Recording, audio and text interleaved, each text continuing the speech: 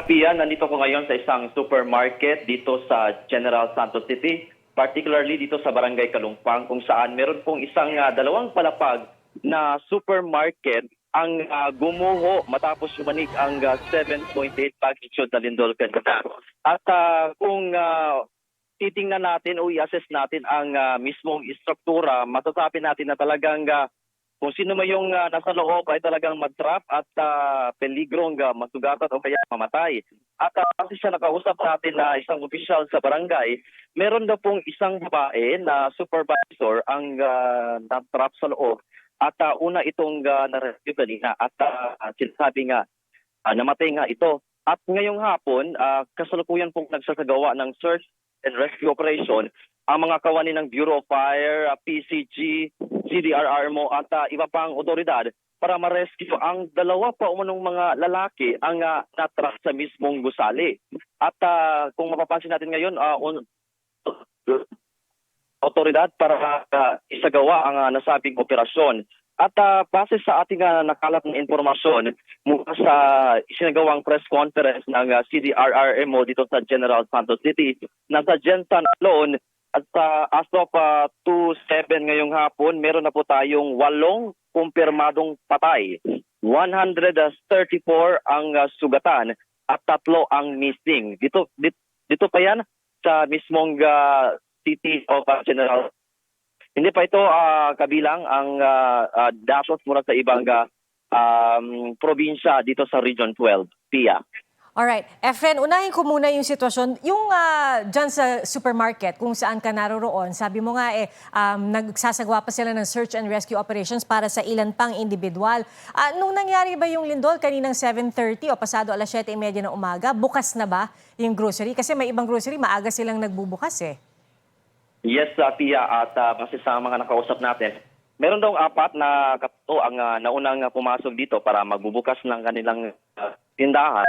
Unfortunately, meron isa ang nakaalis at siya mismo ang nagsabi sa ibang tao sa labas na meron pang 3 ang naiwan. Kaya yun, nang gumuho, hindi sila agad na rescue at nakalabas. At sa mga obserbasyon din ng mga tao sa labas, nagtitingnan sila mga boses na tumisigaw, may babae, may lalaki, gano'n.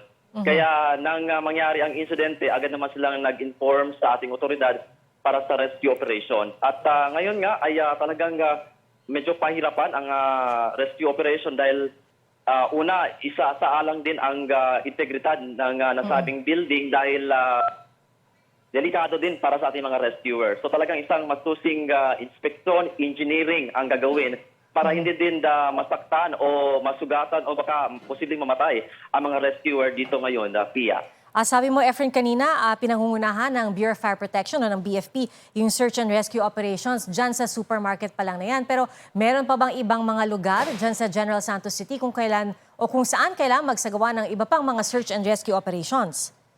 Yes, no, alam mo, Pia, may ngayong hapon pa lang ay mayroon din tayong isang location na kung saan meron pa daw mga kailangan i-rescue dahil meron daw pong mga gusali pa na kailangan ng agarang search and retrieval operation. At itong mga kawani ng Bureau of Fire, alam natin ay nakadeploy din sa iba't ibang area. Kasi doon banda sa isang plaza sa General Santos City, meron din pong isang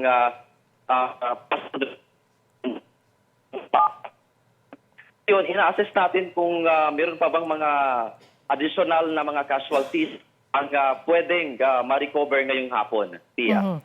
Alright. Efren, pwede mo ba ikwento sa amin, ikaw, nasaan ka ba kanina? Pasado alas 7:30 ng umaga nang mangyari itong lindol? Dahil malakas ito, di ba? 7.8 magnitude sa Sarangani, pero isa ang General Santos City sa pinakamalakas na tinamaan rin ng lindol.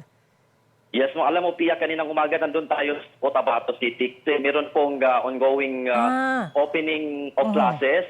At naudlot ito dahil kasabay din ng 7.8 magnitude na lindol dito sa General Santos City.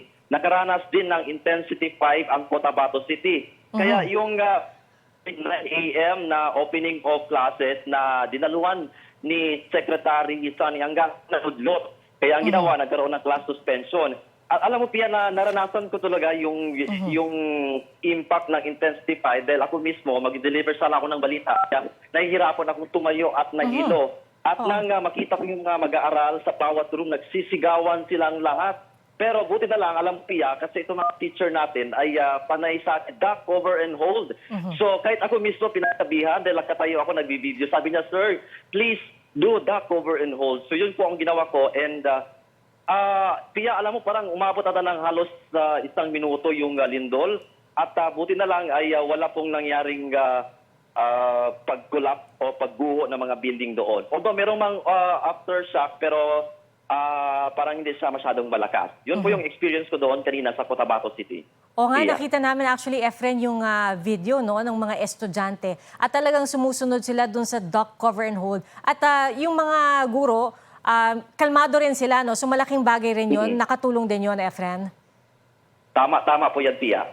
Oo.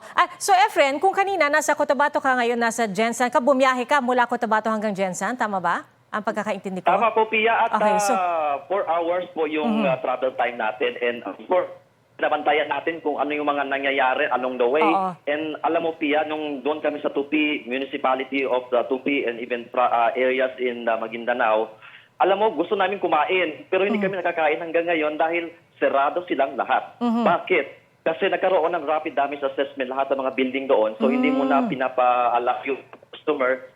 Oo. Baka hindi pa okay yung integridad ng mga building, baka makapinsala pa ng ating mga kababayan. And along the way, may nakikita tayo mga daan, especially doon sa nagkaroon dahil sa nangyaring lindol. So meron namang agarang response ang ating mga OCD. Nagkaroon ng clearing operation. Tinakpan nila ng mga buhangin yung daan para makadaan naman yung mga sasakyan. So hindi naman naantala. Going dito sa General Santos City, Pia. alright. So ibig sabihin, Efren, yung biyahe nyo mula Cotabato hanggang Jensan, accessible lahat ng daan. Wala namang mga barangay na napaulat na hindi marating o hindi mapuntahan ng mga search and rescue operations or na ating mga LGU. Yes, Pia, masasabi ko nga maayos ang daanan kanina dahil wala po tayong nararanasan na mahabang trapiko at smooth lang po yung daloy ng trapiko kanina, Pia. Alright, Efren, makikibalita ulit kami sa iyo mamaya ha. Mag-iingat kayo dyan. Maraming salamat. Efren Mamak ng GMA Regional TV nag-uulat mula sa General Santos City. At makibalita po tayo ngayon sa sitwasyon sa Davao del Sur. Mula sa Matanao, nakatutok live si Argel Relator ng GMA Regional TV. Argel, kamusta dyan? Yes, Pia, nandito nga tayo ngayon sa Matanao, Davao del Sur at makikita nyo sa likuran ko, ito po yung Matanao National High School, isa po sa kanilang mga abandonadong building na pinadapa matapos ngang yumanig ang malakas na lindol kaninang umaga. Nasa kalagitnaan ng flag raising ceremony ang mga mag-aaral at guro ng Matanao National High School nang maramdaman ang malakas na pagyanig.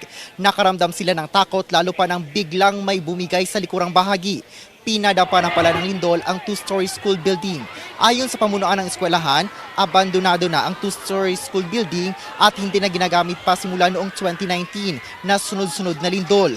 Nakaschedule na nga itong i-demolish hanggang sa naabutan na lang ng lindol. Kaya't matagal na itong nilagay sa restricted area. Ligtas naman ang lahat ng mga school personnel at mga mag-aaral. Agad silang pinauwi. Suspendido naman ang klase sa buong rehiyon. Pia, ayon sa Office of Civil Defense ay hindi pa sila makapagbibigay ng kabuuang danyos sa pagyanig kaninang umaga dahil nga sa ngayon ay nagpapatuloy pa ang damage assessment and needs analysis at nagsasagawa pa ng consolidation mula sa iba't ibang LGUs sa Davao Region. Pia. So, Argel, may balita na ba or nagsabi na ba ang mga otoridad kung hanggang kailan mananatili yung suspensyon ng klase or kung gaano katagal itong magiging assessment nila? Structural damage for assessment?